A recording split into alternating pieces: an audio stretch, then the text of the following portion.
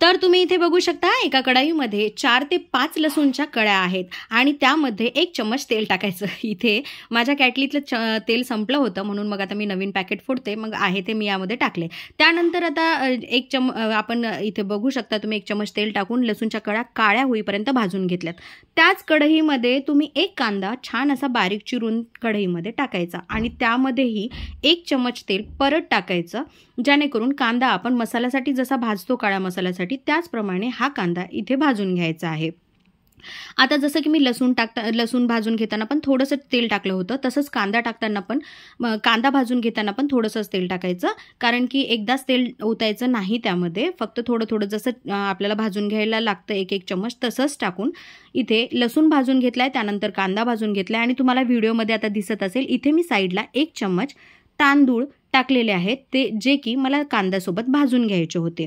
आता हे दोन्ही साहित्य छान असं खमंग लालसर काळपट थोडासा रंग येईपर्यंत भाजून घ्यायचं आणि त्यानंतर 1 चम्मच इथे मी डाळवं म्हणतो ना आपण ते भाजून घेतलेलं आहे। जर तुमच्याजवळ डाळवं नसेल तर तुम्ही हरभऱ्याची डाळ पण इथे यूज करू शकता आणि जर हरभऱ्याची डाळ नसेल तर तुम्ही डाळवं यूज करू शकता।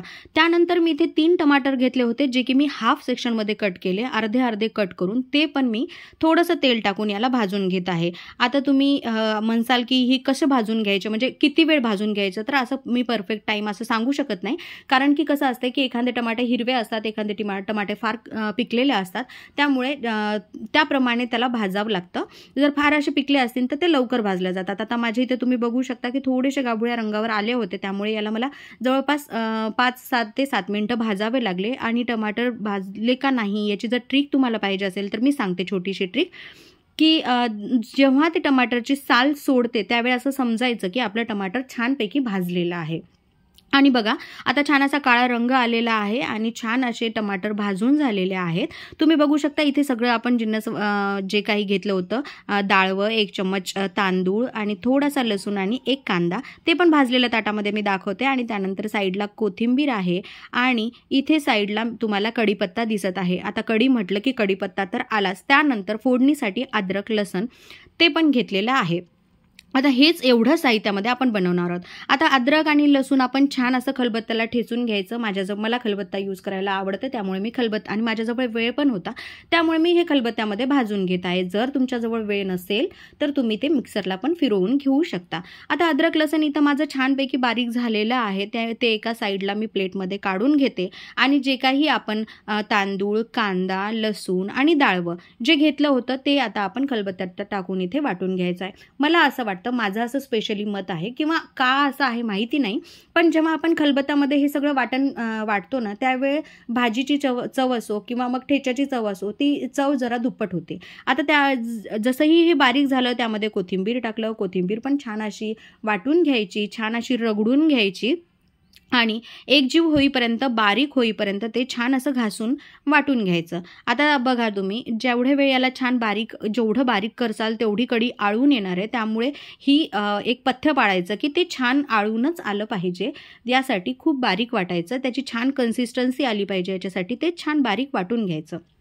आता हे वाटून झाल्याच्या नंतर तुम्ही बघू शकता की याला थोडेसे एफर्ट्स लागतात, पण चव पण तशीच लागते, म्हणजे एफर्ट्स वाया जाणार नाही आहेत, आपले एफर्ट्स कामीच येणार आहेत, त्याची चव ही दुप्पट वाढणारच आहे। त्यानंतर यामध्ये जे काही टमाटे होते आपण भाजून घेतलेले ते टमाटे टाकायचे आणि ते टमाटे पण छान असे त्यामध्ये वाटून घ्यायचे। आणि वाटून घेतल्याच्या नंतर आता हे टमाटे वाटायला काही फार वेळ लागत नाही, कारण ऑलरेडी आपण ते भाजलेले आहेत, त्यामुळे त्याची ग्रेव्ही व्हायला काहीही वेळ लागत नाही। आणि ते असं छान असे वाटून घेतले, छान असे रगडून घेतले की लगेच ते एकजीव होतात, त्यामुळे ते टाकायचे आणि वाटून घ्यायचं। आता हे सगळं झाल्याच्या नंतर एका प्लेटमध्ये काढून ठेवायचं। आता हे वाटायला मला जवळपास 5 ते 7 मिनिटं लागले, कारण की हे थोडीशी लेंदी प्रोसेस आहेच, फक्त पहिल्यांदा मसाला वाटायला वेळ लागतो, नंतर टमाटरसोबत ते वाटायला जास्त वेळ लागत नाही। तर व्हिडिओ शेवटपर्यंत बघा, कारण कढी खूप सुंदर होणार आहे। जे लोक व्हेज खातात ना त्यांच्यासाठी अप्रतिम चव असणारी, तोंडाला चव वाढवणारी ही कढी आहे। एकदा तुम्ही फक्त माझ्या सांगण्याहून ट्राय करा आणि मला कमेंट सेक्शनमध्ये नक्की सांगा। आणि हो, माझ्या व्हिडिओला लाईक करा आणि माझ्या चॅनलला सबस्क्राईब मात्र नक्की करा। व्हिडिओ शेवटपर्यंत पहा। तर ही विनंती आहे माझी, कारण की खरंच तुमच्या रेसिपीमध्ये रेसिपीच्या खजान्यामध्ये ही माझी एक नवीन रेसिपी ॲड करा. त्यानंतर इथे कढई घेतली आणि कढईमध्ये मी फक्त 1 ते सव्वा मापच तेल टाकलेलं आहे.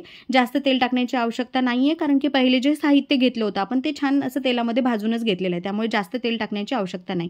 त्यानंतर थोडंसं जिरं टाकायचं अर्धा चम्मच, ते छान असं तडतडू द्यायचं आणि ते छान भाजल्याच्या नंतर त्यामध्ये आपण अद्रक लसूण टाकणार आहोत, की अद्रक लसणाची फोडणी आपण इथे देणार आहोत. अद्रक लसूण आणि जे काही कढीपत्ता घेतला होता 3-4 पानं होते माझ्याजवळ, ते मी टाकले, कारण कढी म्हटलं की कढीपत्ता आलाच, त्यामुळे मी हे चांगलं टाकलं आणि छान परतून घेतलं. आता हे केल्याच्या नंतर यामध्ये लाल मिरची, हळद, मीठ टाकायची आणि ते पण छान परतून घ्यायचं. आता किती तिखट बनवायचं ते तुमच्या आवडीनुसार आहे. आणि जो काही आपण टमाट्याची ग्रेव्ही तयार केली होती ते आता यामध्ये टाकायची. ते छान तेलामध्ये परतून घ्यायचं, छान एकजीव करून घ्यायचं आणि एकजीव केल्याच्या नंतर आपल्याला हवं तेवढं पाणी आपण यामध्ये टाकायचं. आता मी इथे 1 ते 1.5 ग्लास पाणी टाकत आहे.